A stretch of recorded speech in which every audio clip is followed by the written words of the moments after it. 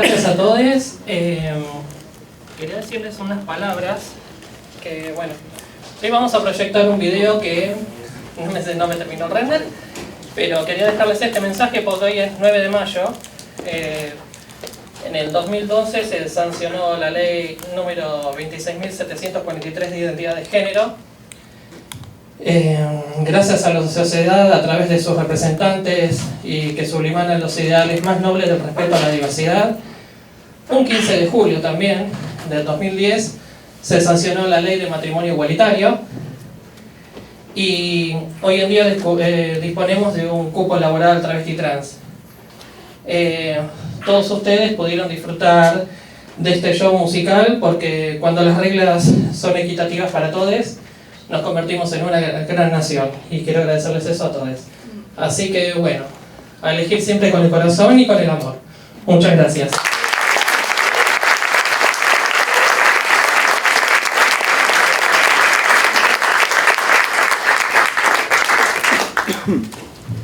Bueno, antes que nada pedirles de nuevo un fuerte aplauso para Didi Giovanni.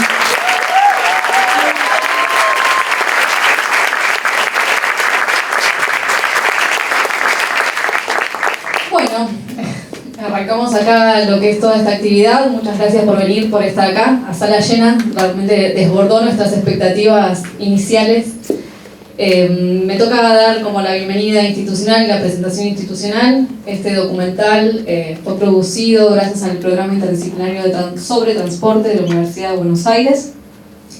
También agradecer al Espacio de Géneros del Centro Cultural de la Cooperación y al Departamento de Estudios Sociológicos, que también forma parte de la línea de investigación y de trabajo que venimos llevando junto a Verónica Pérez a partir de los distintos programas. Ahora va a contar también María Cid un poco mejor los distintos programas que tiene la universidad para financiar esta línea de trabajo, y una apuesta también por salir un poco del aburrimiento de la vida académica y la producción escrita y empezar a explorar y experimentar otro tipo de formatos. Lo que venimos a compartir hoy es parte de esa exploración. Darles una muy cálida y especial bienvenida a quienes protagonizaron este documental: a Van Gomiso, Nicole Peralta, a Cuca, nos está faltando Eli Rodríguez, que está llegando en breve, de transporte. Y Leche, su necesidad imposible de estar bien acá, y agradecerles también por brindar experiencias de vida, experiencias personales y cómo esa experiencia transita por los espacios de trabajo y abrirse a un evento público, ¿no? Y a contar esa historia públicamente.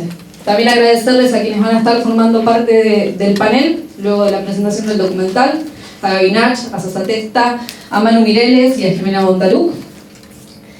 Y contarles un poco cuál va a ser el orden de la actividad. Ahora vamos a tener la presentación del documental, vamos a ver el documental. Y luego vamos a abrir a la mesa de debate. Y después Verónica Pérez va a estar coordinando preguntas destinadas a los protagonistas del documental, y también si alguien más quiere hacer alguna pregunta que se integre en el panel, más que bienvenida. Y luego para finalizar tendremos un vino que ya vi que hubo botellas abiertas. Así que bueno, también bienvenidos a Brindis. Le paso la palabra ahora a María Cid. Hola, buenas tardes.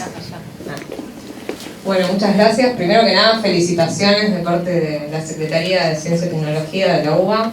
Bueno, vengo en representación de las autoridades, no solo porque apoyamos este proyecto que se enmarca, como comentaban, en los programas interdisciplinarios de la UBA, los cuales son programas que tienen algo muy virtuoso, que es que buscan tener un impacto en la sociedad, ¿no? No solamente quedarnos con la parte de investigación o academia, sino también articular, resolver, buscar alternativas para las diversas dificultades que atraviesa la sociedad y salir de la academia, ¿no? Esa vinculación que debería ser virtuosa.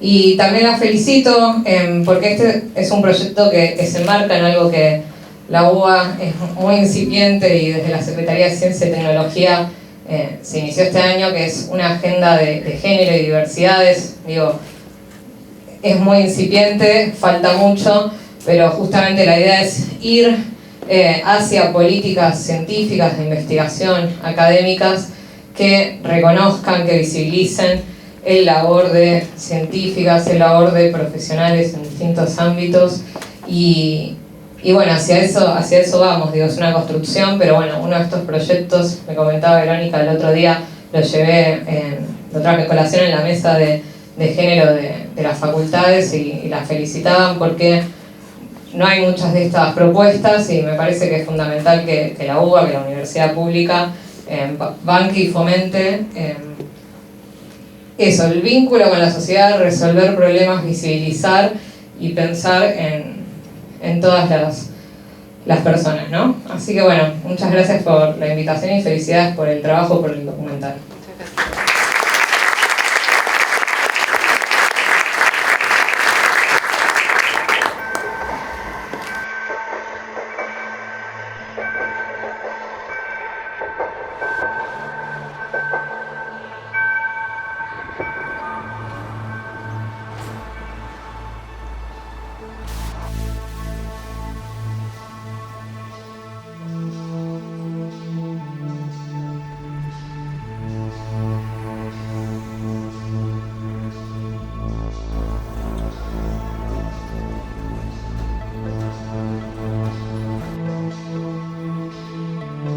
Al principio tal vez era un poco más complicado de llevar un currículum a un transporte y que, no sé, veían tu nombre, Elizabeth Rodríguez, y era como, ¿qué querés acá? Como diciendo, los puestos de limpieza ya están ocupados, y era como decir, no, vengo a manejar. Una situación laboral, una discusión laboral. Me dice, bueno, yo de esa compañera lo puedo entender, pero de vos no tenés la capacidad para ser delegada.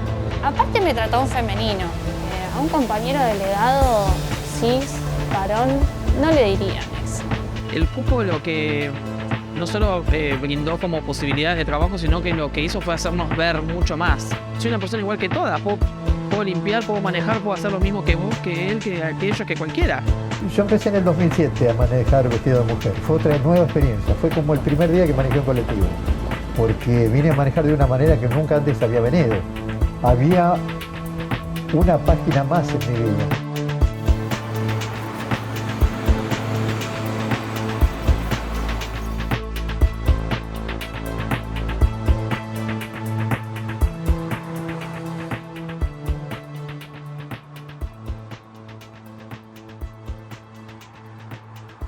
Mi nombre es Nicole Peralta, tengo 28 años, estoy en el ferrocarril, va a ser un año ahora en septiembre. Entré por el cupo laboral trans, soy la primera acá en la línea. Yo soy Cuca, tengo muchos años de transporte, soy chofer de la línea 86, Dubisa se llama. Mi nombre es Van Comiso, tengo 29 años, me autopercibo como varón trans, estoy laburando acá en el subte desde el 2018. Soy Elizabeth Rodríguez, tengo 33 años y hace 10 años que trabajo profesionalmente en el rubro camionero. En el año 78, mejor dicho 77, entré en una empresa de colectivo, yo manejaba camiones, viajaba afuera, eran muchas horas de manejo y me llegué a cansar. Y un amigo mío me dijo, mira, si te bancás el colectivo, vení a practicar conmigo y si te gusta te meto por acá, y me metió.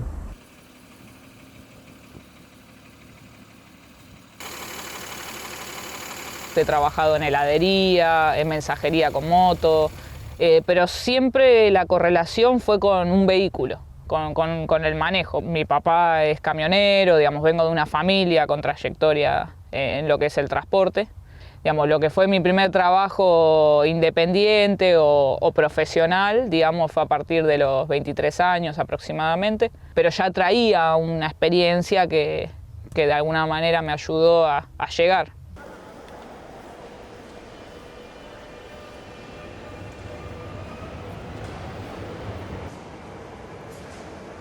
Empecé trabajando en un kiosco, hace 5 años ingresé acá, pero estuve en distintos comercios. Actualmente también estoy estudiando profesorado de filosofía. Mi hermano labura hace más de 10 años acá más o menos. La expectativa estaba, es un sector también complejo, ¿no? del acceso laboral, digamos. Mis abuelos me habían dicho por qué no estudiaba algo, ellos fueron los que me dijeron, entonces yo empecé a estudiar enfermería, yo empecé a cuidar abuelos, estaba trabajando con eso, ya había hecho la transición, estaba transicionando en todo ese momento. Mi mamá me ayuda a comprarme mi primer auto, con la idea de trabajar de remis, porque mi papá tenía una remisería. Entonces yo ahí, sí, 18, 19 tenía, ya empecé a ser remisera. Tenía mis días que iba a cuidar los abuelos, digamos, y después que estaba en la remisería. Así estuve hasta que se empezó a hacer lo de fútbol, o sea, durante muchos años. Me iba re temprano, volvía re tarde, estaba muerto. Yo siempre digo que mi primer auto fue todo, porque yo transicioné arriba del auto. Muchos compañeros sabían que yo me vestía de mujer, pero fuera de mi horario de trabajo. No sabían que yo iba a venir vestido así en algún momento. No pensaron que me iba a animar. No me maltrataron, no me dijeron nada. Me rodearon porque me preguntaban, Cuca, ¿cómo te animaste? Che, si hacen algo esto que lo hagan, ellos sabrán. Yo sé lo que yo tengo que hacer. Yo de chiquito me gustaban los juegos de varones, ¿no? Jugar a la pelota, trepar por los techos, bueno, como jugar siempre con varones además. Todo lleva un cambio, una transición, ¿no?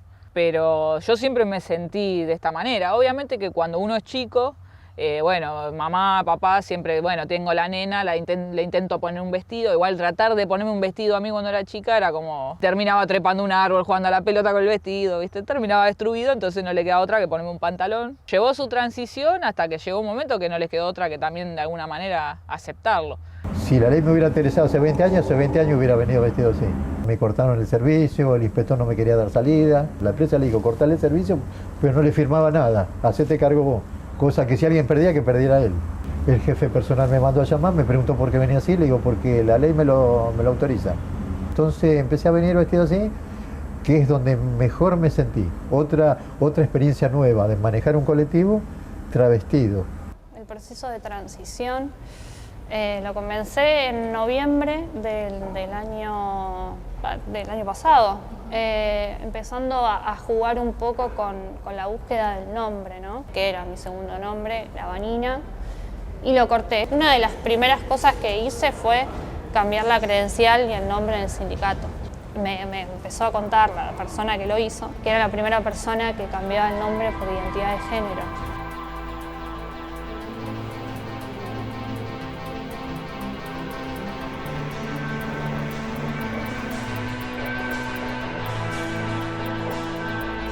Fue más un choque familiar que tanto social, porque tal vez el que me conocía ya era como, viste, como decir, es obvio. Sí, tal vez me pasaba, por ejemplo, que cuando tenía que ir a buscar un trabajo, llevar un currículum, alguna amiga o algo me decía, che, ponete un poco más femenina para la entrevista. Y era como decir, no, ¿por qué si yo soy así? Empecé más en el círculo íntimo, después empecé a abrirlo con acá en la línea, por ejemplo, con el cuerpo de delegades. Y después me hicieron una nota. Además de todos los comentarios que leí, que fueron terribles, acá se generó como una revuelta un poco, digamos, ¿no? Me mandaron mensajes, escuché algunas cosas que no me gustaron también. Cuando a mí me llaman por algo o lo que sea, es como que siempre está el porque es ella, porque es la primera, pues, o sea, paso mucho con eso, me lo marcan demasiados compañeros de trabajo, quizá que soy la primera, entonces, viste, porque es ella esto, porque es ella lo otro. Después, con mis compañeras, las que son mujeres, no. Tenemos el mismo vestuario, el mismo baño, hacemos todas por igual lo mismo. O sea, es súper relajado todo. Pero los varones principalmente sí lo tienen acá. Ellos lo tienen remarcado. De que, viste, que yo soy distinta a las otras, porque ellos lo ven así. Algo puntual que me ha pasado, por ejemplo, es cuando han hecho reuniones sindicales y me han preguntado cómo te sentís incluida, que las instalaciones qué tal están. Y yo le decía, sí, está bárbaro, tenemos un baño nuevo, flamante, todo para 2 o 3 chicas. Y tenés un baño que se cae a pedazos de hace años para 4.000 choferes, ¿me entendés? Entonces, ¿cómo no vas a pretender que los tipos, digamos, de alguna manera después te tengan bronca o recelo si es como decir, che, vinieron estas 2 o 3 minas y le hicieron un baño flamante y nosotros hace 20, 30 años que estamos peleando para que nos hagan un baño digno? Entonces es como decir, la lucha tiene que ser mutua, tiene que ser tanto del hombre como de la mujer para que sea justo y parejo para ambos. Yo soy la primera mujer trans de la línea de Belgrano Sur. Hay otras compañeras trabajando, mujeres trans también, y varones trans, están en el San Martín, en el Roca, hay en el Sarmiento, pero acá en el Belgrano yo soy la primera. Para mí hay todavía arraigados, ¿no?, en la sociedad misma y en los sectores de trabajo estereotipos de quién tiene la fuerza y quién no, ¿no? Como incluso pensando en la primera tanda de guardas que pasó en el año 97, y no las dejaban acceder a las compañeras mujeres al sector de tráfico como conductoras o como guardas. Cuando la mujer entra en un ámbito que es normalmente visto por hombres, es como si de alguna manera se sintieran atacados, como que venimos a invadir su espacio, a sacarles su trabajo. Cuando empiezo, sí, era como que para todos hay muchos hombres, había otras compañeras trabajando, hay gente grande, gente joven. O sea, no sentí un maltrato de parte de los compañeros ni nada de eso, pero sí, por ahí hay una mirada diferente de los que por ahí son más grandes. Hay ciertas barreras que he tenido que superar, porque hasta ahora fui el único. Cuando empecé a venir vestido de mujer al colectivo, los pasajeros, una maravilla, precisamente las mujeres. Pues yo las quiero mucho, las he tratado siempre muy bien porque han sido una gran aliada y me han felicitado todas. Y hay mucha gente que me ven y llegan con el tiempo justo, pero no quieren subir.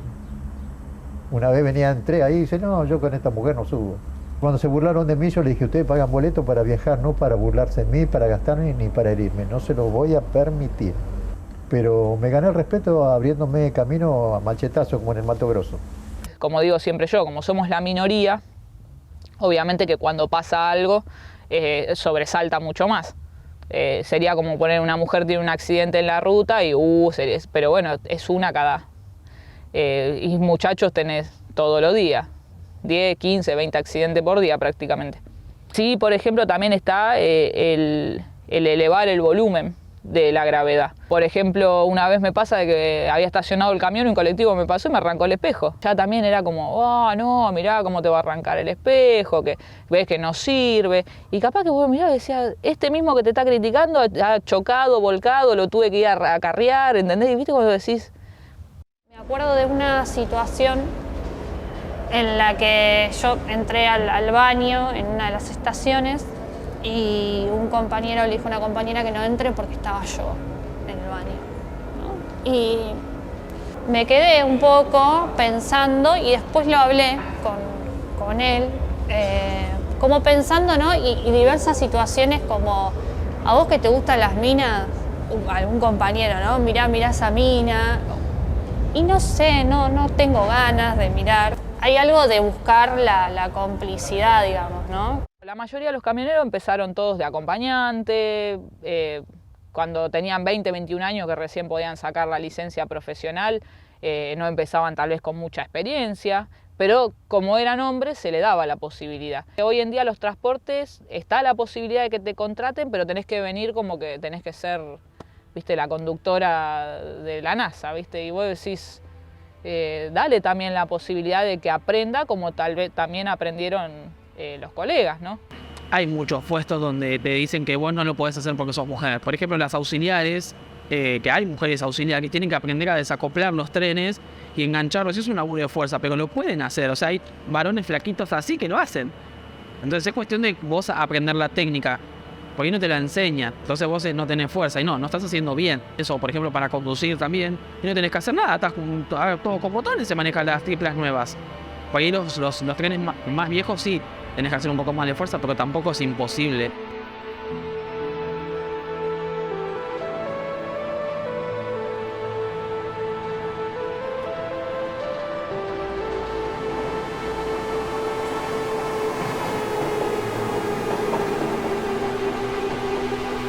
En un momento pensé que había diferencia en el trato con las generaciones, como que bueno, los más jóvenes por ahí son, viste, como decir una camada más dada.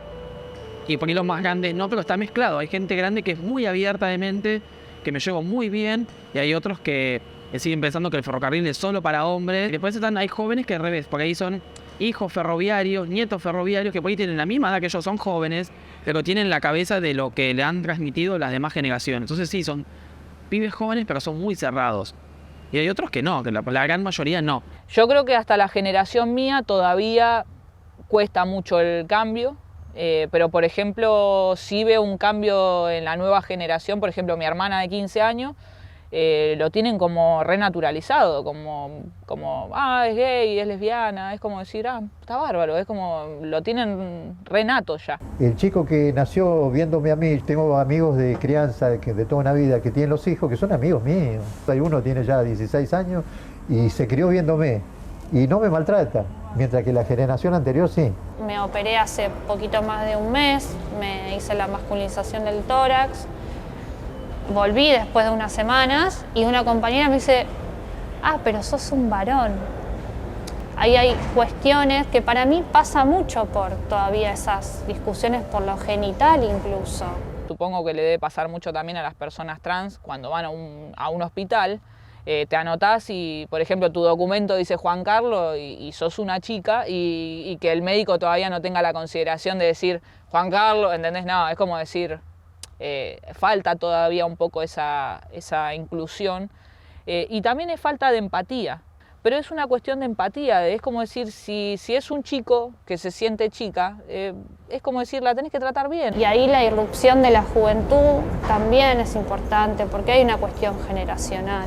Y como decía antes, creo que la irrupción ahí de los feminismos o del ni una menos para acá, que obviamente a nosotros no nos fue indiferente eso. Hay que comprender al otro. Vos tenés 2 chicos, tu marido te abandonó, te dejó tirada, vos podés dejarle los chicos a tu mamá, a una hermana que te los cuide, pero los tenés que mantener. Y yo no te puedo privar de ese derecho del trabajo a vos, porque sos una mujer y porque esto es una empresa de colectivo. Vos tenés que trabajar, ¿qué tenés que ir a robar? ¿A prostituirte para criar un hijo? Con todo respeto que se merece la prostitución y las prostitutas.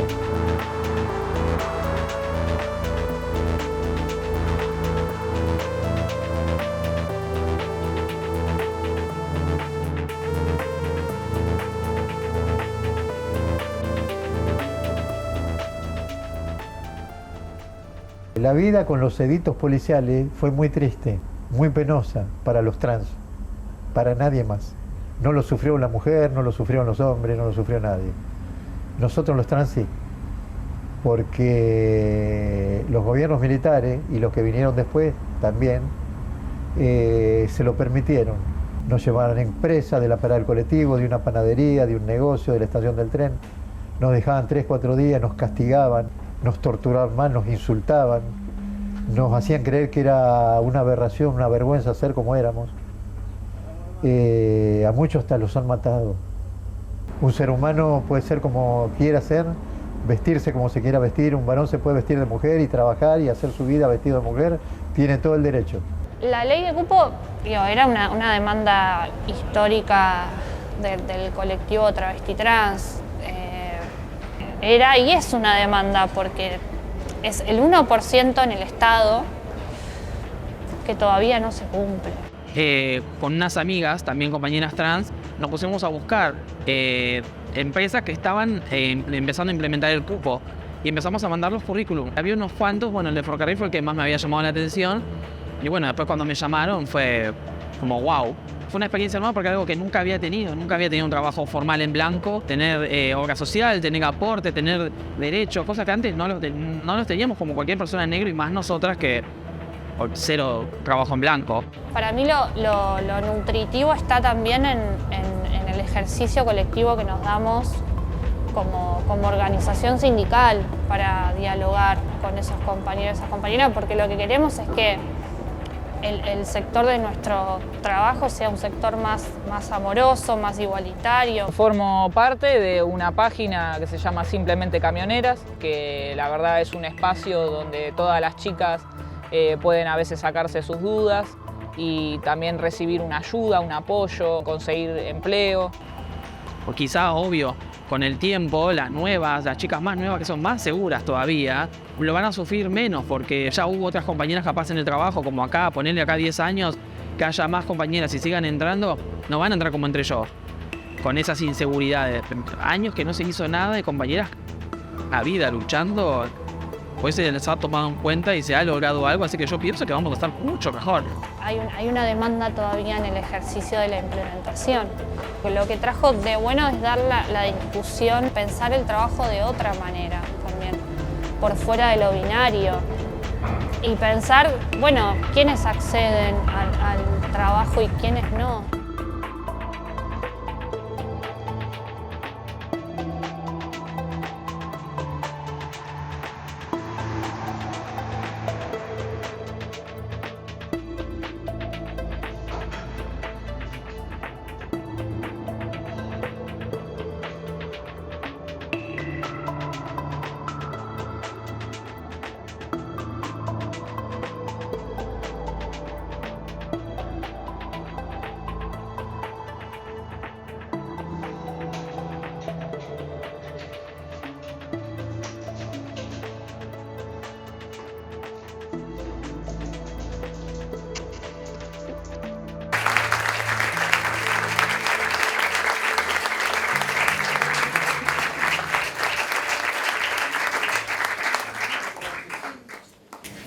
Hola.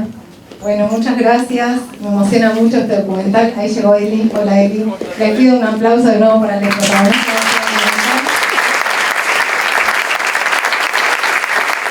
Porque la verdad que es una valentía que tuvieron de contarnos las historias, la generosidad que tuvieron con sus biografías, con nosotras, el espacio, el tiempo que nos dieron, porque fueron varias entrevistas, no fue solo la que ustedes ven acá, sino que empezamos un contacto hace un tiempo. Bueno, esto no hubiese sido posible.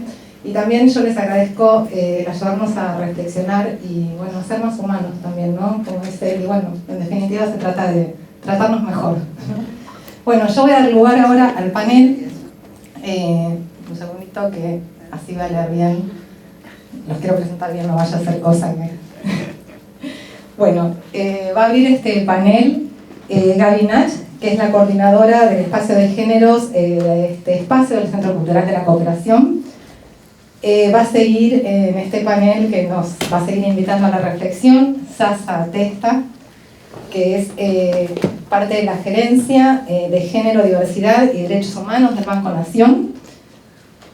Luego va a estar compartiendo también con nosotros Jimena Bondaruc, que es directora de Políticas de Géneros y Diversidades del Ministerio de Transporte de la Nación.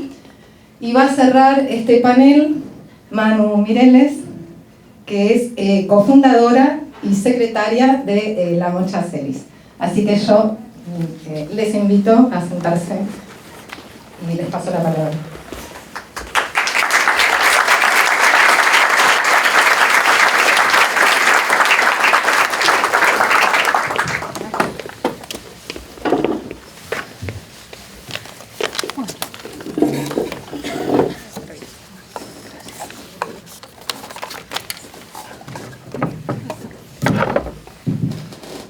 Hola, buenas tardes a todos, a todes, a todas. Gracias. Bueno, en primer lugar, saludar a todas las personas aquí presentes, saludar a las personas que hicieron el documental, sobre todo, a Cande, a Vero, saludar aquí a los panelistas con quienes estoy compartiendo esto. Saludar a todos los asistentes en esta actividad, que nos están viendo por el Facebook también, que lo estamos transmitiendo, quienes nos están viendo por YouTube en el tiempo futuro, cuando subamos este video al canal de YouTube. Saludar también a los protagonistas del documental, por supuesto, también a los productores, y agradecer a todos los trabajadores del Centro Cultural que han hecho posible, que hacen posible esta actividad, los compañeros de prensa y comunicación, de mantenimiento, de técnica, de seguridad, de prensa, de limpieza, muchísimas gracias. Contarles un poco, me toca dar la bienvenida institucional, contarles un poco dónde estamos. Nosotros somos un centro cultural que pertenece al Instituto Movilizador de Fondos Cooperativos, que es una federación de más de 170 cooperativas de servicio y de trabajo. Nosotros entendemos que, justamente otra economía, como decimos, la economía solidaria, otra economía es posible y ya existe, ¿no? Esto significa que hay otras lógicas con las que funciona la economía que estamos construyendo y que ya permean, de hecho, nuestra vida cotidiana y que son las que sustentan justamente a las cooperativas, que son las organizaciones justamente que nos constituyen. Y además entendemos que las cooperativas son no solamente organizaciones que resuelven de hecho nuestras necesidades cotidianas cuando la economía predominante, cuando la economía hegemónica, la economía de mercado no lo resuelve, sino que además son una forma de construir justamente un mundo diferente, de transformar el mundo en el que vivimos. Y en ese sentido también es que tenemos este espacio que nos permite también articular con otros movimientos, articular con otras agendas, articular también con agendas que necesitamos que nos atraviesen, ¿no? En ese sentido, también aquí en el Centro Cultural y como cooperativistas, también somos feministas, transfeministas, y también nuestras organizaciones cooperativas están atravesadas por el patriarcado. Nuestras organizaciones no son perfectas, pero son las que nos permiten hoy, aquí y ahora, ensayar otras economías y al mismo tiempo también tenemos que dar la transformación hacia el interior de nuestras organizaciones. Por eso también alojamos y necesitamos dar este debate que hoy plantea este documental, ¿no? Especialmente sobre la cuestión del cupo laboral travesti trans. En particular, el cooperativismo plantea de hecho y genera de hecho alternativas laborales para todas aquellas personas que el mercado excluye en términos laborales, y de hecho existen cooperativas, por ejemplo, de mujeres jóvenes, madres de personas travestis y trans, pero todavía es un debate pendiente lo que significa el cupo laboral travesti trans para integrar a personas excluidas, como por ejemplo las personas travesti trans. Así que una vez más, bienvenido este debate y bienvenido este planteo hoy aquí en nuestro Centro Cultural. Por otro lado, también decir, bueno, que nos interesa dar este debate hoy porque sabemos que desde una mirada, si se quiere, más económica, porque sabemos que la economía no es neutral en términos de género, en el sentido de que en un doble sentido, ¿no? Las desigualdades de género se explican y se manifiestan económicamente, y al mismo tiempo también las desigualdades económicas tienen un correlato, digamos, de género, ¿no? Y también la propia economía feminista, si bien sigue siendo marginal en muchos aspectos y todavía no ha conquistado los espacios de grandes tomas de decisión a nivel macroeconómico, ha hecho avances en explicar las desigualdades entre varones y mujeres, pero todavía tiene mucho pendiente por hacer en términos de explicar las cuestiones de diversidades sexuales y de LGBT. Así que también es importante que pensemos esto. Muchas veces pasa que cuando pensamos económicamente las cuestiones vinculadas a mujeres, pero sobre todo a LGBT,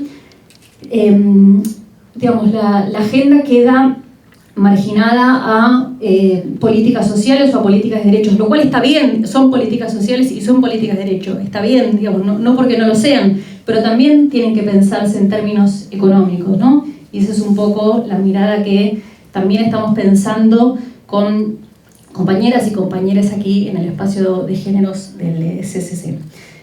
Y en ese sentido, por eso pensamos que desde la militancia desde la diversidad tenemos mucho por aprender, en particular porque no se trata de cómo, la economía o las desigualdades económicas impactan en mujeres y LGBT, sino se trata de cómo el patriarcado y la economía arrancan por reproducir estas desigualdades de género, o mejor dicho, cómo la economía reproduce patriarcado, ¿no? Y en ese sentido reproduce binariedad, reproduce varones y mujeres en términos jerárquicos, reproduce división sexual del trabajo, y una vez más la perspectiva trans, la perspectiva LGBT tiene mucho por enseñar, tiene mucho por hacer, tiene mucho por decir. Y bueno, también para ir redondeando en esta pequeña introducción, pero bueno, no por eso menos importante, decir que en esta perspectiva también lo que queda claro cuando hablamos de inclusión laboral, travesti, trans, queda claro que el mercado no es eficiente, para decirlo a todas luces y de modo directo, ¿no? Muchas veces el mercado no asigna recursos de modo eficiente, tampoco asigna puestos de trabajo de modo eficiente, porque si no, no sería necesario tomar este tipo de medidas, ¿no? Y una vez más, a esto también me refiero cuando digo que hablar de cupo laboral travesti trans, como otros cupos laborales, no es una cuestión de política social o política de derechos, si bien también lo es y es importante que lo sea. Pero también pensado en términos económicos, lo que nos está mostrando es que la lógica de mercado no asigna recursos, no asigna puestos de trabajo, no los asigna de modo eficiente. Y eso también es una mirada que nosotros desde acá tenemos, desde este movimiento cooperativo, desde este espacio que es el Centro Cultural de la Cooperación. Y justamente pensando en términos específicos del trabajo, que es una de las cosas que aparece en el documental, que lo dicen las propias protagonistas, en sus palabras, ¿qué pasa cuando pensamos en este concepto que muchas veces aparece en los debates en términos de trabajo genuino, ¿no? de que la política o la economía tiene que generar trabajo genuino. ¿Qué es el trabajo genuino? ¿El trabajo que genera el mercado espontáneamente? ¿Hay trabajo genuino para todos en el mundo en que vivimos, en una sociedad desigual y patriarcal en la que vivimos? Bueno, evidentemente no, y evidentemente cuando hablamos de trabajo genuino es un concepto bastante resbaladizo y engañoso, por un lado, que hay que revisar, y por un lado eso, y por otro lado, vuelvo a decir, cuando pensamos en la economía y cuando pensamos en la política económica, tenemos que entender también y tenemos que incorporar una perspectiva de género que sea ya no solo feminista, sino también transfeminista, justamente para que nos incluya a todos. Así que bueno, con esto, un gracias de vuelta, gracias a los panelistas y paso la palabra.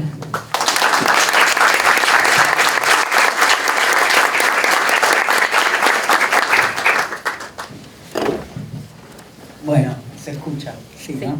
Bueno, en principio, nada, saludarles a todos, a todas y a todes, agradecer al equipo del documental por haberme convidado a formar parte de este panel y el Centro Cultural de la Cooperación por abrirnos las puertas. Pero sobre todo, y más en un día como hoy, donde se están cumpliendo 11 años de la Ley de Identidad de Género, saludar a las compañeras que pusieron el cuerpo en el documental, dieron su testimonio y también nos ayudan a todos, a todas y a todes, porque todos, todas y todes tenemos preguntas y no nacemos sabiendo nada, nos vamos haciendo en el camino. Cómo construir una sociedad mejor. Miraba el documental, además, y escuchaba a la compañera de la UBA hablar de las condiciones de producción de saber, ¿no? Y también en esto de poder superar cierto tradicionalismo académico, que yo también cuestiono, y en ese sentido, como persona trans, decir que en su momento tuve el honor y el privilegio de haber sido becado para hacer un doctorado por el CONICET. Pero cuando miraba a mi alrededor, en el instituto donde trabajaba, la única persona trans que estaba era yo, ¿no? Y eso es un dato. Es un dato que nos tiene que invitar a preguntarnos, ¿no? No solo por las condiciones de trabajo, sino también por las condiciones de ingreso, permanencia y egreso en los estratos educativos en todos, ¿no? En carreras primaria, secundaria, carreras profesorado, grado, posgrado, y por qué no en el sistema académico superior.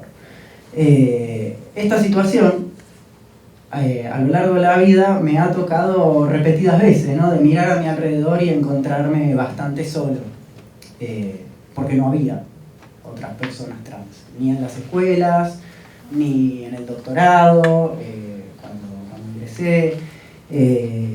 Y cuando miraba el documental pensaba inevitablemente en un concepto que es el concepto de la flânerie. No sé si mi francés es demasiado bueno, pero la flânerie o el flâneur es un caminante, es una figura que surge alrededor del siglo XIX y que es el caminante que transita por la calle, mira todo con un asombro como si lo viera por vez primera.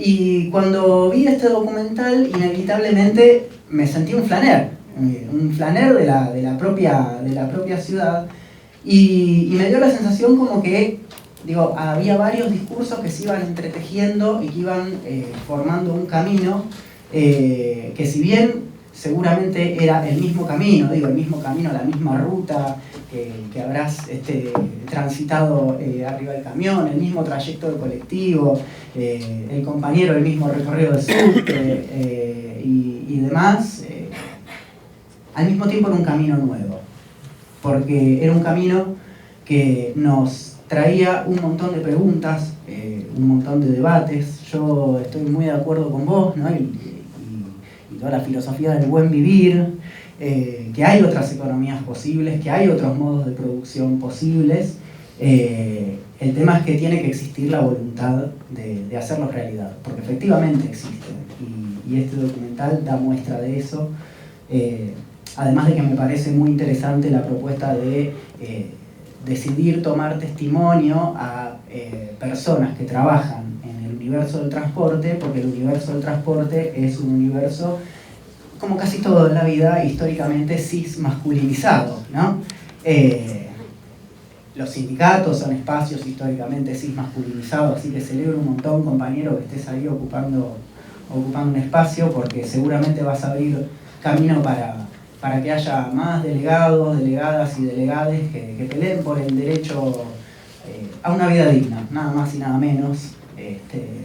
Se nos vienen tiempos difíciles, complicados, y tener conciencia de esto creo que nos fortalece y nos empodera. Miraba el documental y también veía cómo se iban entretejiendo los testimonios de las propias vidas, con todo el valor que eso conlleva, porque ahí hay un saber situado que hay que retomar, revalorizar y por supuesto no dejar jamás de visibilizar, porque esa también es una de las peleas y de lo que para mi gusto responde a una reparación histórica, valorar nuestros saberes en espacios académicos, no como meros objetos de estudio, sino como sujetos, sujetas y sujetes que producimos saberes y que hoy ocupamos una pantalla en un documental. Y veía...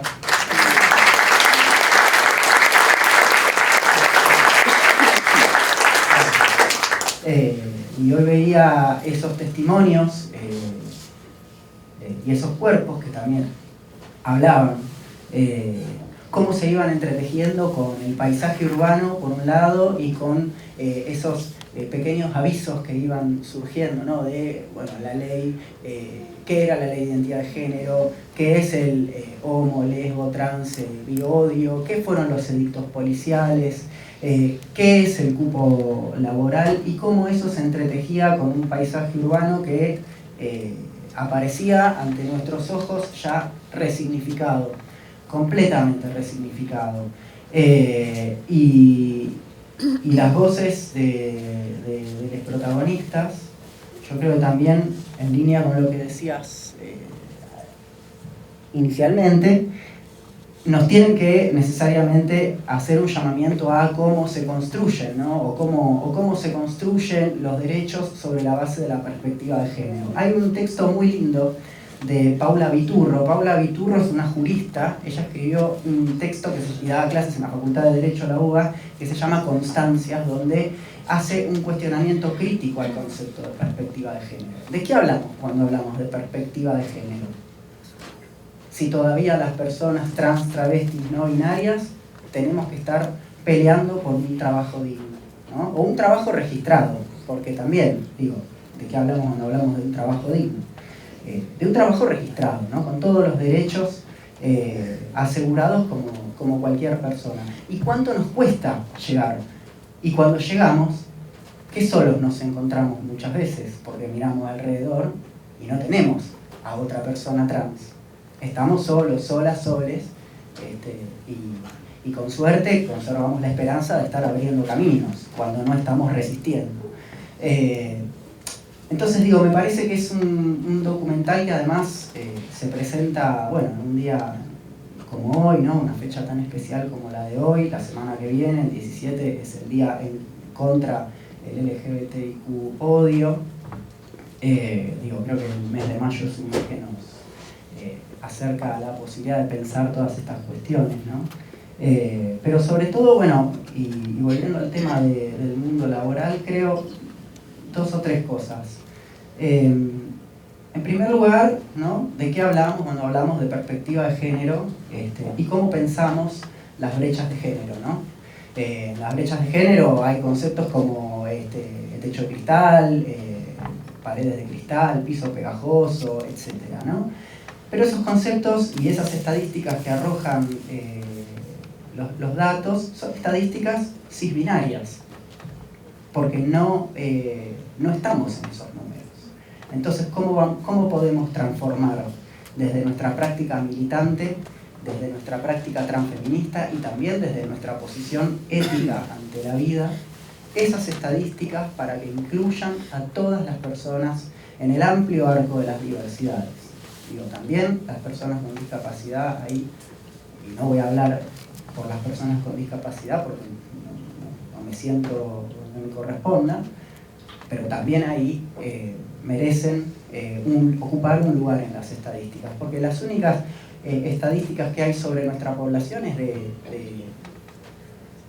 del poco tiempo que vivimos, de la poca esperanza de vida que tenemos, de cuántas veces caímos en cana y de todas las veces que nos cerraron la puerta en la cara y no pudimos conseguir un trabajo. Pero no hay estadísticas de personas trans que hayan logrado superar los techos de cristal.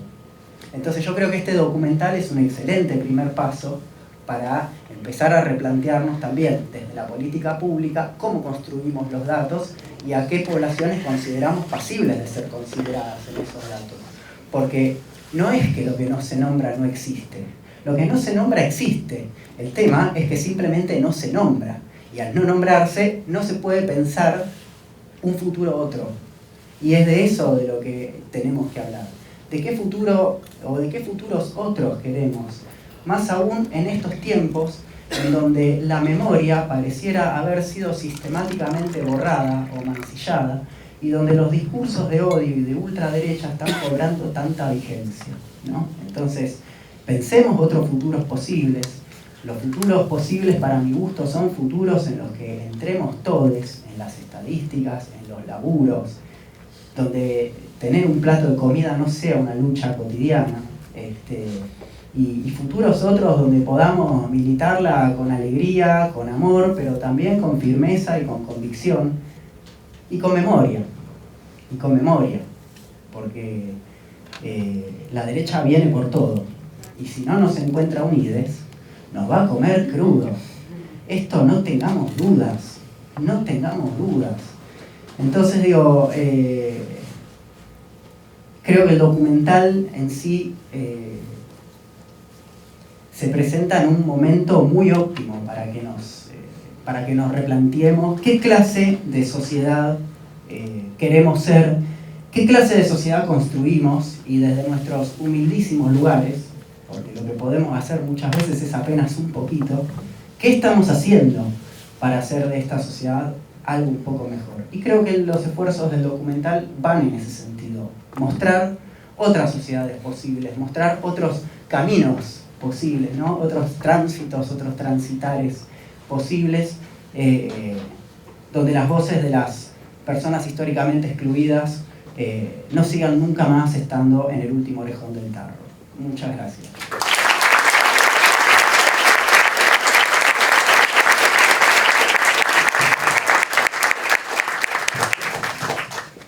Bueno, ¿cómo están? Buenas tardes a todas, a todos, a todes. Gracias a la UBA, al programa de transporte que nos dio la posibilidad de poder construir esto. Gracias, Candela, por haberme invitado, por haberme convocado, Verónica también por haber hecho esta investigación. Gracias a los protagonistas de Moviéndonos en Igualdad, ¿no? El transporte en igualdad.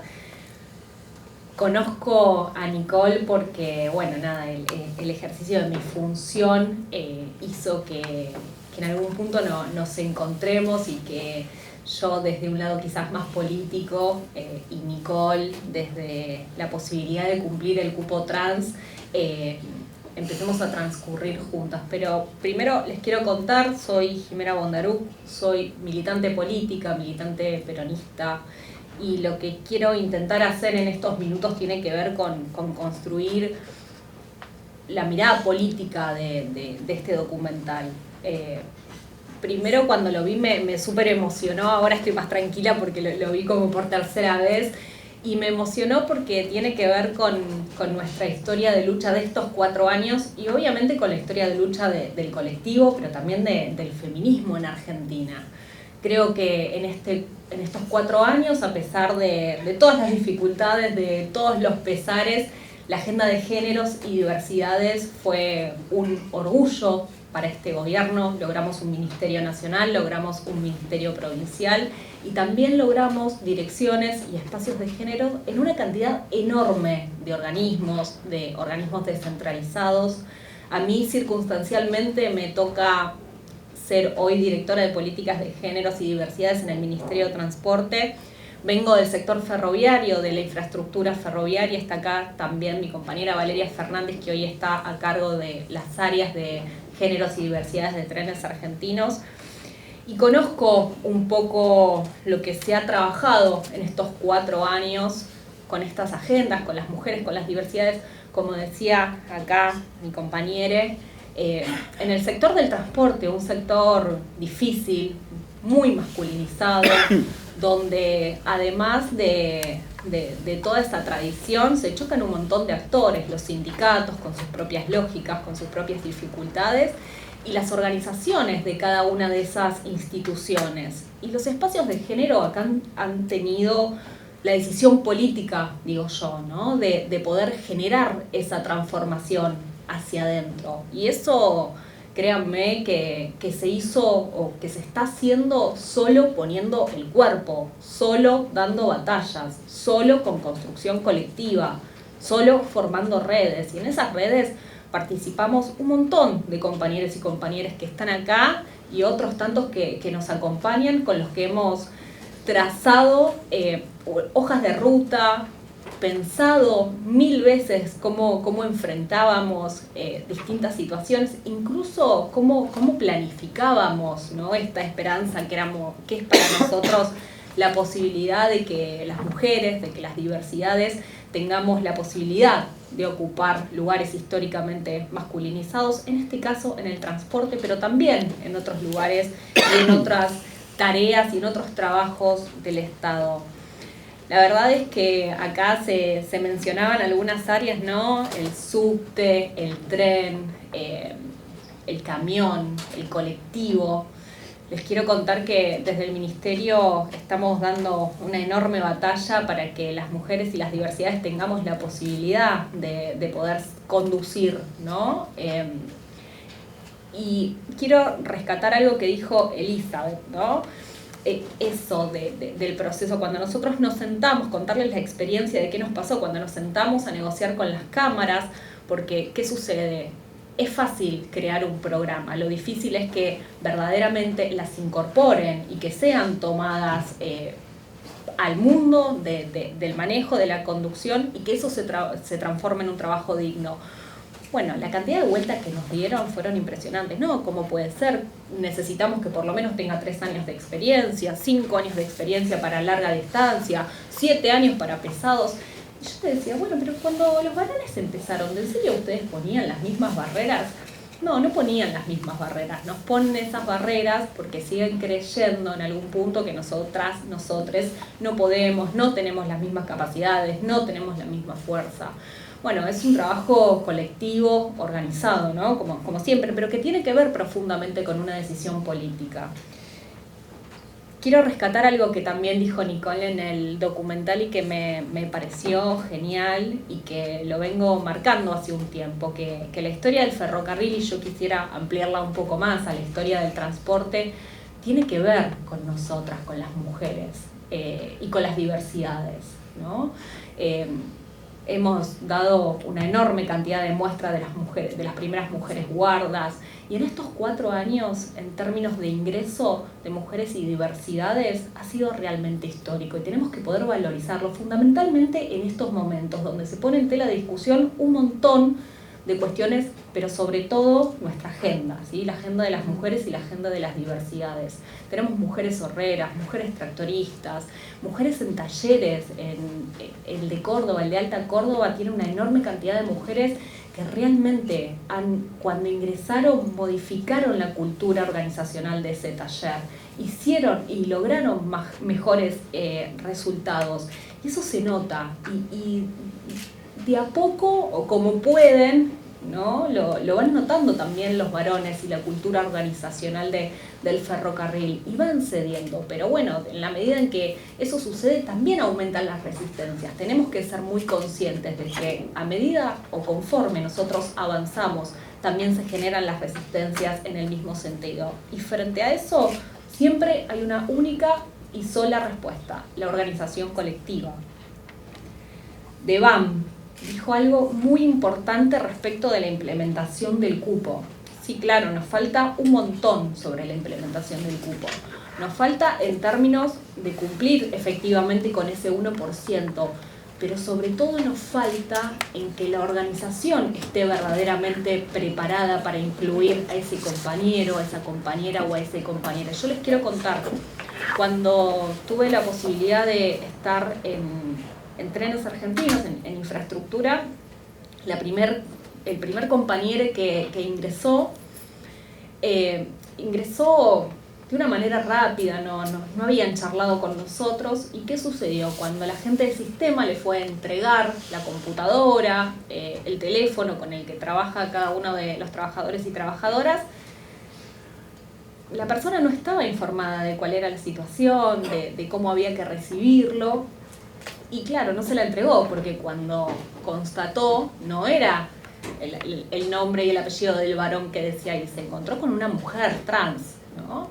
Bueno, todo ese trabajo nos costó muchísimo, y yo creo que sobre todo, más allá de cumplir formalmente con ese 1%, tenemos que seguir transformándonos para adentro, porque lo que espera ese compañero o compañera que quizás es la primer posibilidad que tuvo de tener un trabajo en blanco, yo creo que es un trabajo digno, ¿no? Porque nos da la posibilidad sobre todo de creer en un presente, pero de proyectar un futuro. Es que te reciban bien, no hay nada más importante que ser amable, ¿no? Y ser humanos y poder construir una nueva humanidad. Y para eso tenemos que estar preparados, no es una cosa sencilla.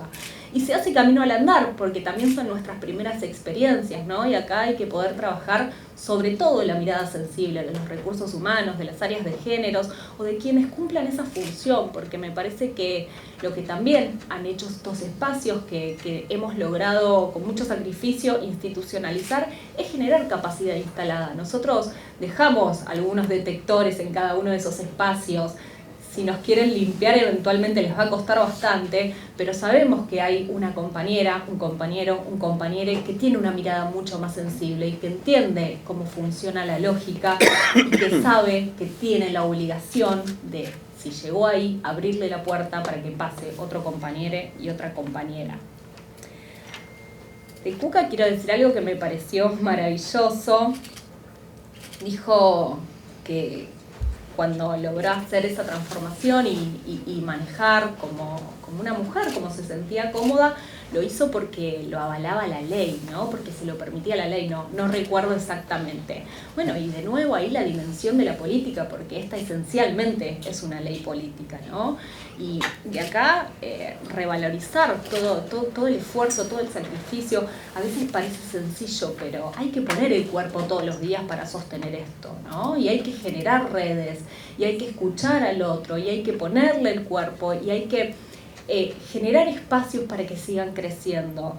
Y hay muchos países en Latinoamérica, pero ninguno como Argentina, ¿no? Nosotros se nos achacan un montón de cuestiones, pero creo que nuestra agenda de género y nuestra mirada y todo lo progresista que somos hace que seamos una sociedad muy especial, ¿no? Y que logramos sostenerla en el tiempo.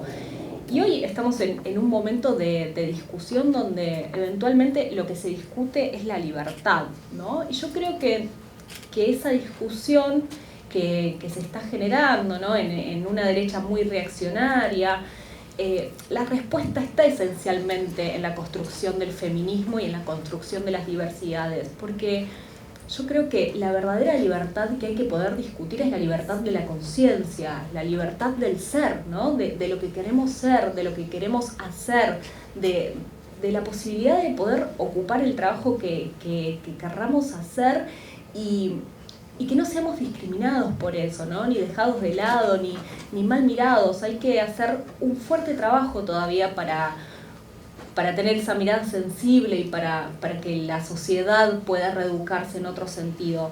Pero de nuevo, creo que esa respuesta sobre la discusión de las libertades, ¿no? De esa libertad que en algún punto te ofrece el mercado y de las ilusiones que eso genera, las tiene que dar el feminismo, porque la única libertad que hay que poder discutir es la libertad del ser.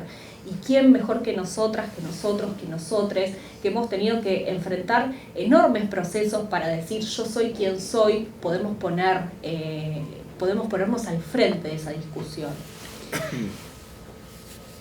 Miren, en estos tiempos y hoy, recordando estos 11 años de la ley de identidad de género, creo que lo mejor que nos pudo pasar es en algún punto este documental, ¿no?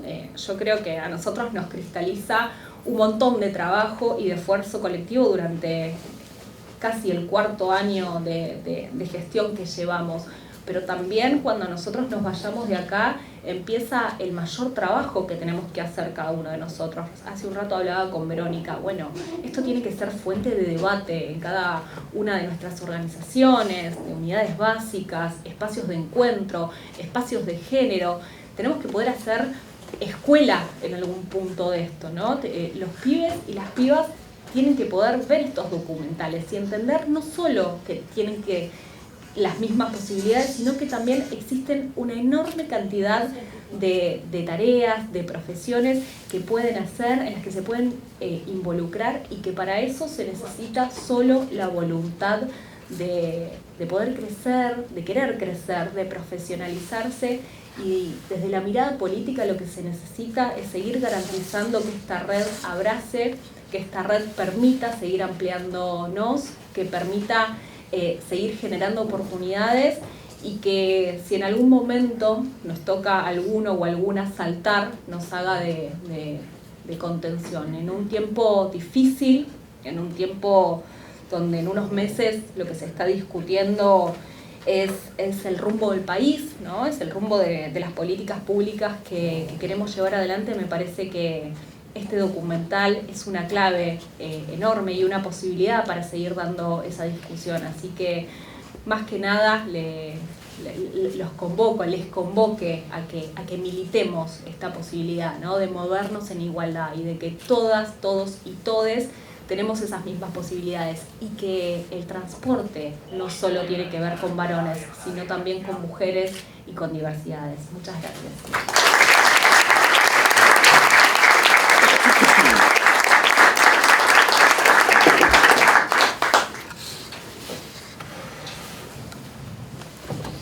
Bueno, hola, buenas noches. ¿Se escucha bien? Muy bien. En primer lugar, muchísimas gracias por la invitación y por todo el laburo que hicieron para llegar a tener este documental que me resultó tan emocionante y conmovedor y valioso. Yo quisiera contarles un poco parte de la experiencia que tenemos desde la Mocha Celis y de mi experiencia personal vinculada con el mundo del trabajo. Y lo primero que quisiera decirles es que me parece fundamental recordar que el hecho de que tengamos hoy una ley de identidad de género, y particularmente una ley de cupo e inclusión laboral travesti trans, es fruto no solamente de la militancia, sino que además hay algo en la propia lógica de las leyes que es profundamente democrático, y es que se hizo con organizaciones sociales. La ley de cupo e inclusión laboral travesti trans no salió del cajón de una persona. Fue una ley que se debatió en el territorio con más de 360 organizaciones a nivel federal. Y qué importante que el marco normativo de un país democrático se debata con las organizaciones sociales, se debata en democracia. Digo, esto es algo que ya desde el vamos me parece virtuoso, nos parece virtuoso. Luego, pensar en la ley de cupo ha sido para muchísimas personas literalmente una esperanza de vida. Yo les cuento, ustedes saben que La Mocha es el primer bachillerato popular travesti trans del mundo, y que ahora somos una asociación civil que tiene más de 11 programas, y en el bachi particularmente, una de las cosas que nos pasaba todo el tiempo en los últimos años es que tú le preguntas a las chiques, ¿qué querías hacer cuando te egreses? Que podríamos hacer otro panel para hablar de educación, ¿no? ¿Qué significa para una persona travesti trans no binaria atravesar el sistema educativo? ¿Qué significa para una familia darle amor, contener y valorar a una persona travesti trans no binaria? Y una respuesta muy frecuente era: no sé si voy a estar viva la próxima semana. digo, ¿qué sentido tiene que yo piense si voy a estudiar, si voy a tener un emprendimiento, si voy a conseguir laburo? Yo no tengo palabras para transmitirle algo que claramente es inenarrable, que es qué significa ser una persona trans, travesti no binaria en América Latina. Y tampoco tengo palabras para contarles lo que significaba en los ojos y el brillo de los ojos y la sonrisa de compañeros y compañeras. Quiero ser instrumentadora quirúrgica, quiero ser docente, quiero tener un emprendimiento. ¿Qué significaba soñar que tu vida puede ser más de la próxima semana? ¿Qué significaba soñarte, que el sueño no sea más que otra cosa que la posibilidad de existir? Yo soy muy de las anécdotas y les prometo que tiene un sentido pedagógico. Uno de los momentos que a mí más me conmovió en los últimos años de La Mocha fue con una persona que somos grandes amigas, que quiero mucho, que comenzó como estudiante. Y recuerdo que una vez, hace 9 años, 10 años, sí, 9, 10 años, iba al subte, iba a tomar el tren, si no me equivoco, a Sarmiento en ese momento, y era las 3 de la tarde y la persona que carga la sube le dijo: no, a vos no te cargo la sube, puto, es una chica trans. Y ella le respondió y le dijo: mira, yo vivo en un país con derechos, vos tenés que cargarme la sube porque es mi derecho, y si no llamo a alguien para que... Ella cuando me lo contaba me decía: a mí lo que más me emocionó es que hace 2 años yo hubiese roto todo o me hubiese ido. Y me hacía recordar algo que nos pasó cuando comenzó La Mocha, que empezó antes de la ley de identidad de género, y un poco les cuento esto para hacer un ejercicio de memoria, y es que las primeras cosas que hacíamos en La Mocha, cuando comenzaba el bachi, que teníamos 12 estudiantes, hoy tenemos 290 personas estudiando, era que las personas que se inscribían las acompañábamos a andar en subte y en tren. Ustedes se preguntarán: ¿pero por qué? Y es que hasta hace muy pocos años una persona travesti, trans o no binaria no se animaba a salir en transporte público en la ciudad de Buenos Aires. Por los niveles de violencia, nos cerraban las puertas en la cara, la gente nos gritaba, nos bajaban a gritos o a patadas. Esa de gritos o patadas me recuerda mucho lo que nos pasaba en el colegio cuando queríamos ir a un baño. De uno nos sacaban a gritos y del otro nos sacaban a patadas. Así que muchas personas travesti, trans y no binarias crecimos sin ir al baño 6 horas al día, porque el colegio no habilitaba que fuésemos al baño, que sentíamos que necesitábamos ir. Yo recuerdo esto porque me parece fundamental comprender que hay cosas súper básicas para la mayoría de las personas, como andar en transporte público, que dan por sentadas, que mucha gente da por sentada, sobre todo las personas cis. Y les cuento esto para que comprendamos de qué se trata. Esta misma persona que pasó lo del subte y me dijo: gracias a La Mocha aprendí que tengo derechos, aprendí que puedo decir, vos tenés la responsabilidad de cargarme la sube, estas cosas ya no pasan, porque os pasarán mucho menos, porque tenemos un gran trabajo y diseño de políticas públicas, de marco normativo y trabajo militante. Y les contaba esto porque hace un poco tiempo conseguí un trabajo registral, entré en un trabajo registral después del cupo, y fuimos a tomarnos una cerveza, y me decía, casi llorando, me decía: no sabes la felicidad que siento en este momento. Yo le digo: ¿por qué? Yo dije: bueno, somos buenas amigas, le estamos pasando bárbaro. Me dice: Manu, voy a pagar con mi tarjeta de débito. De vuelta, hay algo de lo que nos pasa que es inenarrable. Yo no sé si alguna persona que esté hoy acá ha sentido una profunda emoción por alguna vez poder pagar con una tarjeta de débito, o ha sentido una profunda emoción por poder dar una respuesta no violenta ante una discriminación, o ha sentido felicidad porque por fin puedo estar en el transporte público y saber que tengo derecho a hacerlo, saber que tengo herramientas para poder defender mi derecho a estar. Estas son el tipo de situaciones que atravesamos cotidianamente, sobre todo en países en los que todavía no hay marco normativo, las personas travestis, trans y no binarias. Celebramos que hayamos logrado tener hoy un marco normativo como el que tenemos, pero tenemos que decir que falta muchísimo por hacer. Por eso tenemos que seguir pudiendo hablar de estos temas, tenemos que poder seguir siendo visibles estas historias y tener un documental y un grupo de compañeros que ponga el cuerpo que tenga la generosidad de compartirse, es fundamental para que esto pase. Una de las cosas que yo hago en mi rol dentro de La Mocha, con mucha frecuencia, es dar capacitaciones. Y le suelo dar capacitaciones a personas heterosis. Y yo les confieso algo, acá, ahora que nadie nos escucha ni nos mira, que me encantan los grupos particularmente conservadores para trabajar. Sí, es fetiche, es fetiche. Claro, porque convencer a la gente convencida es como, bueno, dale, pongan música y bailemos, que ya es una fiesta. Pero hablar con personas que todavía discuten y se vinculan desde una profunda violencia con nuestras identidades, me parece que es un trabajo que tenemos que poder hacer, y estoy convencida de que hay muchas de nosotras que tenemos la capacidad para hacerlo. Así que les cuento algunas cosas que me han pasado. Recuerdo que hace un tiempo estaba trabajando en una capacitación en una empresa que eventualmente, cuando tú comienzas una capacitación o en un grupo de personas también del Estado, etc., en general la gente toda es políticamente correcta. Sí, el cupo, sí, las travestis, sí, que vengan, que está todo bien, que cualquier persona puede estudiar, que cualquier persona puede trabajar, que acá no discriminamos a nadie, bueno. Y leemos fino. Y una persona, recuerdo que me preguntaba, después de una introducción, me dice, muy amorosamente, me dice, entonces ahora mi hijo, para poder conseguir trabajo en este país, tiene que ser travesti. Y yo digo, bueno, fíjate que no, pero si tienes una hija, un hijo o una hija travesti, trans o no binaria, vive en un país en el que la ley le garantiza que consiga trabajo.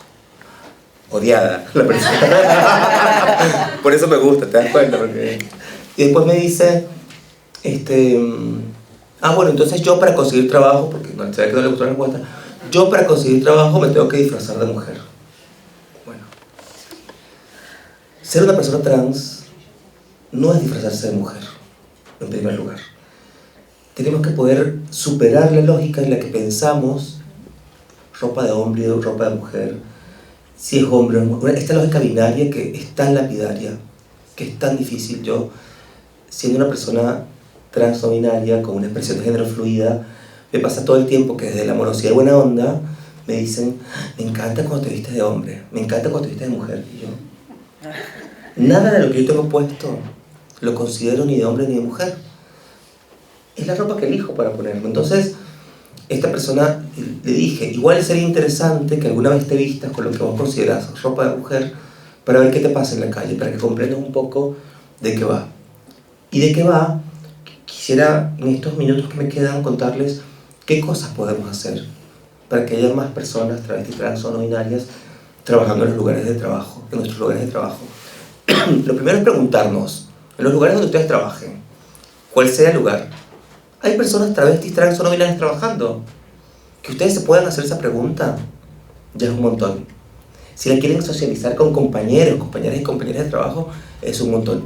Y está buenísimo que nos comencemos a preguntar, ¿por qué cuando voy al supermercado no hay alguna cajera trans, por ejemplo?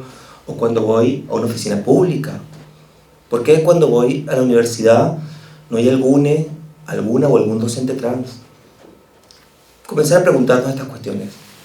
Otra cosa que me parece fundamental cuando hablamos de cupo es algo que es histórico en nuestra vida, y es que nadie soñó tener una hija trans o un hijo no binario o un hijo trans. Nosotros somos personas que no nos han deseado. Nuestras familias dicen, quiero un nene o una nena, pero nunca nosotros. Muchas de nuestras familias, la mayoría de nuestras familias, nos ha cerrado la puerta, nos ha negado el amor y el cuidado, y en términos generales en la sociedad, si no fuese por leyes como esta, no tendríamos garantizados derechos. Por eso el cupo es fundamental. Creo que nadie quisiera hablar del cupo en democracia, pero necesitamos hablar de cupo porque hay una violencia estructural. Y cuando digo esto pienso que es importante que comencemos a imaginar que existe la posibilidad de que una persona travesti, trans o no binaria ocupe distintas posiciones. Yo acá les invito a pensar cómo sería trabajar en una empresa en la que la CEO sea una travesti. ¿Cómo sería una democracia en la que la lista de senadores tenga un montón de porcentaje de personas travestis, trans y no binarias? O diputados y diputadas. O el rector de una universidad. O tantos otros lugares. Yo soy docente en la UI, en Utrecht, y hay un día que me encanta montarme, montadísima, que es cuando comienzo la clase, cuando o sea, como a mí que me dijeron que yo no podía estudiar educación porque no soy un ejemplo para nadie y nunca voy a poder ser un ejemplo. Me lo dijeron en la universidad, me lo dijeron muchas veces en la vida, como muchos de nosotros, y llegar a la facultad y presentarte y decir, bueno, yo soy su profe, ha habilitado un montón de diálogo. Digo, hoy ver este documental, estar acá, tener la posibilidad de pensar sobre estos temas, invitar a nuestras amigues, vínculos, familias, a seguir hablando de este documental es fundamental. Yo creo que por eso la circulación y la visibilidad es necesaria. Hoy me pasa cada vez más que no solamente tengo la mirada tierna y amorosa en los lugares que he visto, sino además que tengo estudiantes preocupadas y me dicen cosas como, por ejemplo, profe, ¿y usted no le da miedo venir a la facu? Yo, no, ¿por qué? Me dicen, por el subte, por el tren, pasan cosas.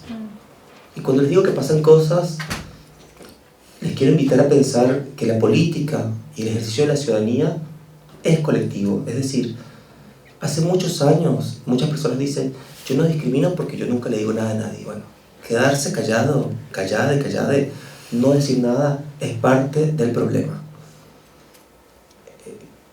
Tenemos que poder superar esta lógica de los años 90 cuando hablamos de la tolerancia. Toleremos.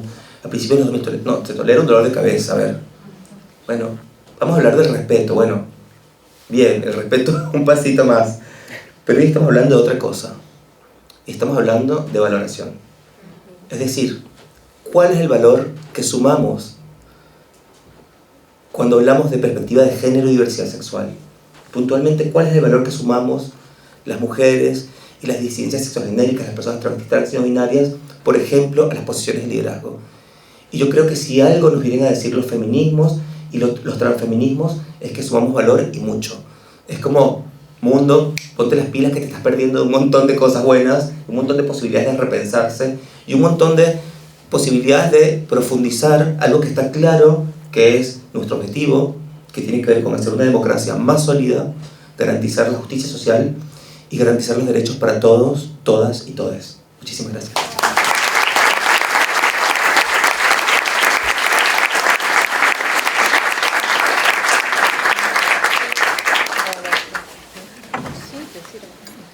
Palabra. Bueno, muchísimas gracias por este panel que nos deja tantas reflexiones, tantos pensamientos. Vamos a cerrar esta actividad. Yo quisiera primero, antes, invitar a los protagonistas de este documental, si tienen algo que compartir con nosotros, si quieren decir algo, lo que les haya surgido a partir de estas intervenciones. Si no se sientan obligados tampoco. Y abrir al público, que les agradecemos por estar acá hoy con nosotros, compartiendo este espacio tan importante. Si tienen preguntas, vamos a aceptar por la hora y porque tenemos que entrar a la sala hasta 5 preguntas, que pueden ser dirigidas tanto a los protagonistas, a los productores, investigadores de este documental, o al panel. Así que, bueno, les cedo el espacio a quien quiera tomar el micrófono.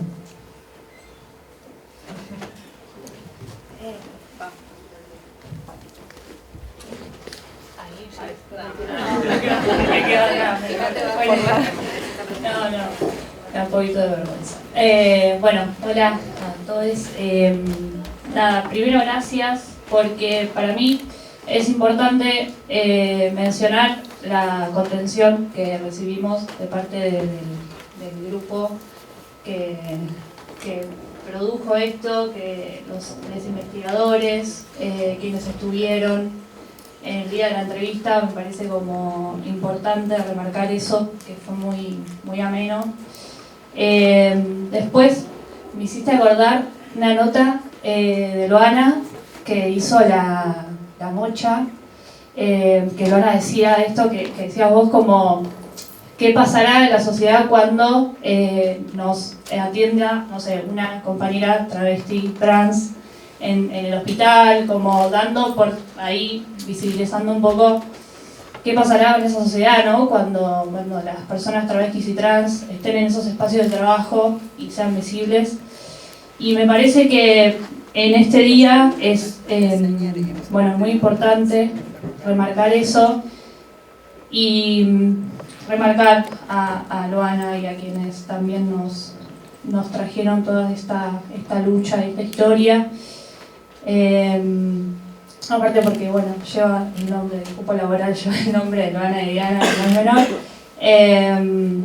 Pero nada, y me parece que la ley de identidad de género vino a preparar un poco y a traer democracia a nuestra población. Digo, si bien hace 40 años que estamos en democracia, me parece que desde ese lugar, hace 11 años, las personas travestis y trans estamos en democracia. Y eso no me parece para nada menor. Digo, tener un DNI, más allá de que tiene que ver con algo protocolar del Estado y demás, es muy importante. Entonces, nada, me parece como eso, importante remarcarlo y nada, y agradecerles. Sí, agradecer también a mis compañeros del subte, que me parece como muy importante y muy, nada, me emociono un poco.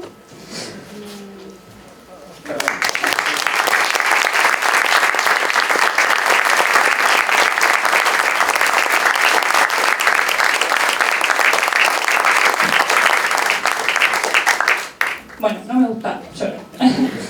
Pero, nada, digo, hoy estamos dando una lucha muy importante, muy colectiva también, que es por la reducción de la jornada laboral, por la falta de personal. Estamos atravesando un momento colectivo, creo que uno de los más importantes de nuestra historia. Y ante la reducción de la jornada laboral, en nuestro pliego de condiciones de trabajo tenemos el cupo laboral travesti trans. Gracias. Y me parece importante mencionarlo, porque estamos peleando por eso y me parece que tiene que ver con este hilo conductor de que queremos repartirlo todo para que todos estén en todos lados y en todos los puestos de trabajo y en los espacios educativos y en todos los espacios que nos negaron históricamente. Gracias.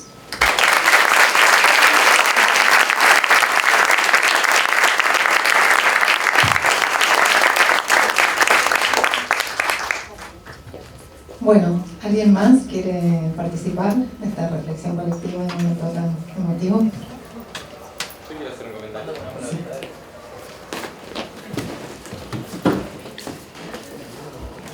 Bueno, hola.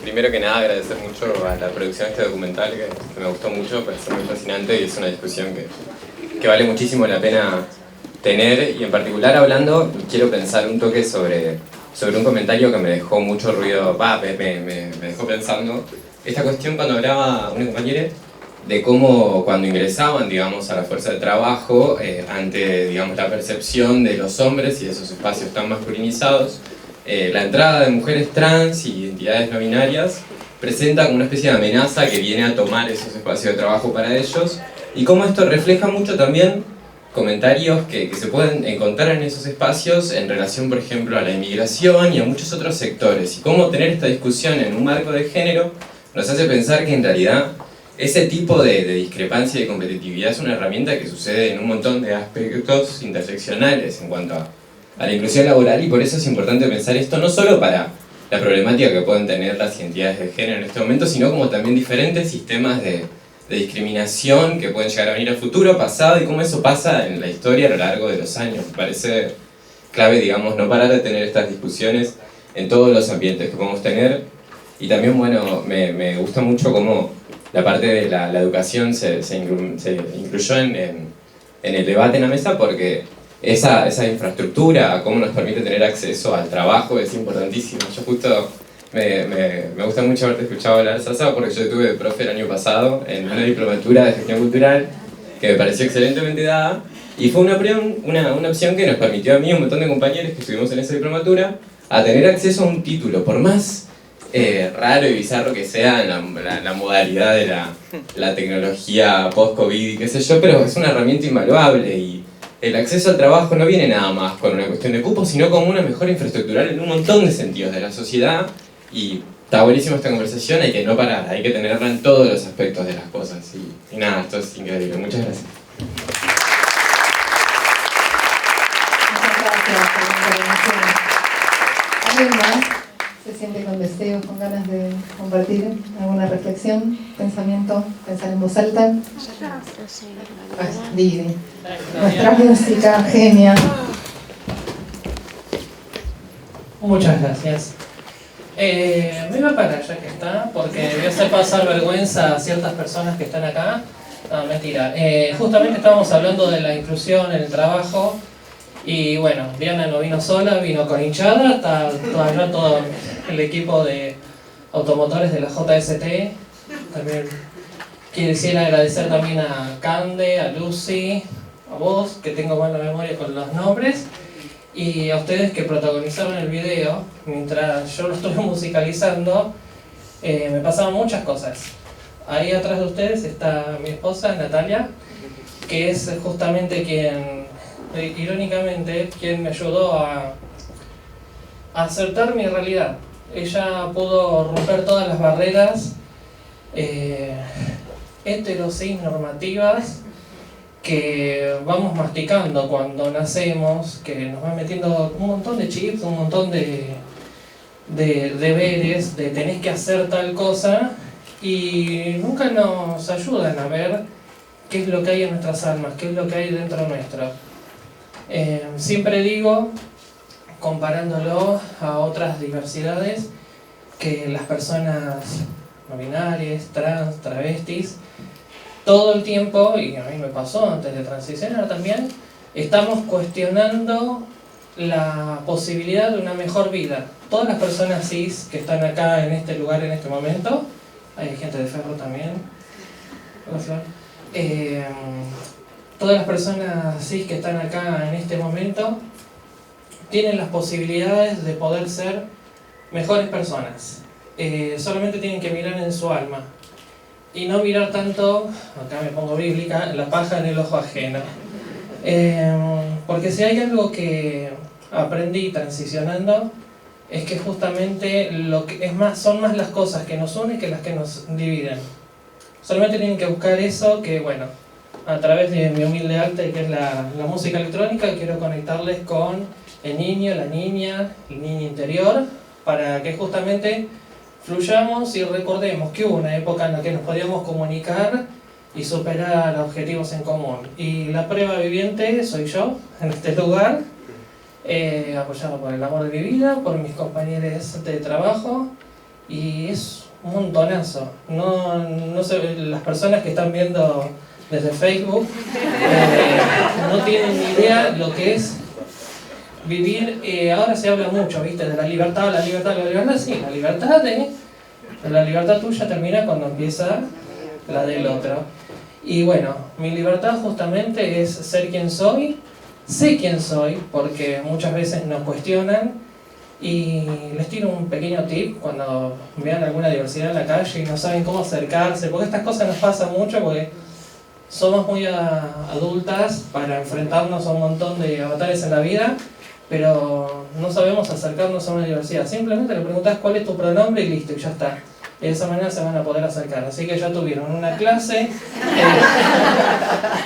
Agradezco también a la gente de Mochaceli que estuvo laborando a full. Y bueno, mañana no se olviden, quienes están en la JST, que tienen que votar a Diana para que así que bueno, muchísimas gracias.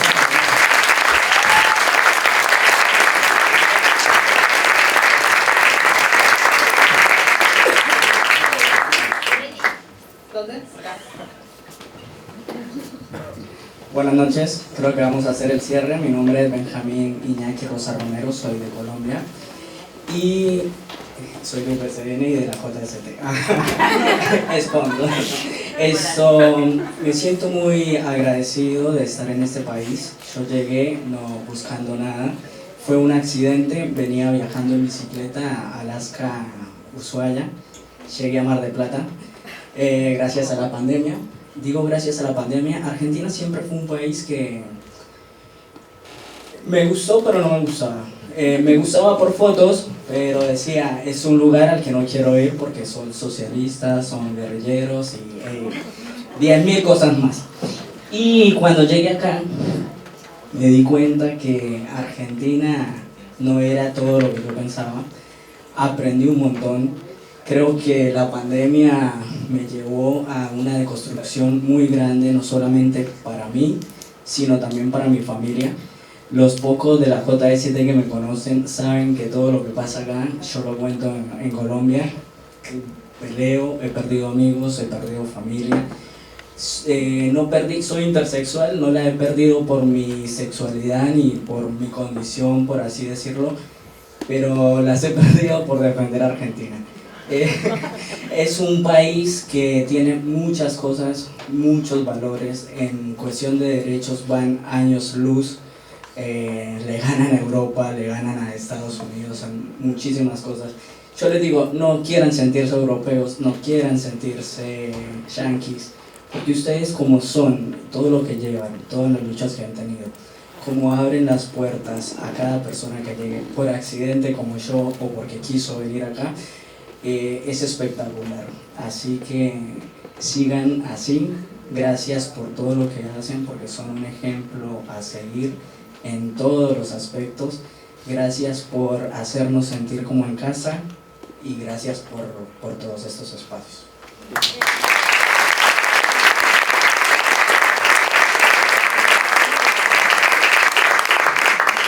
Bueno, muchas gracias nuevamente por venir, por haber compartido el panel, por haber disfrutado de la proyección del documental, por la música, por haber acompañado a Lucía en la producción y en la prensa de este documental, a Verónica por todos los años de trabajo y lo que venimos construyendo juntas, a todos ustedes por haber estado acá, y ahora sí podemos abrir las botellas de vino en el pasillo y los invitamos a disfrutar.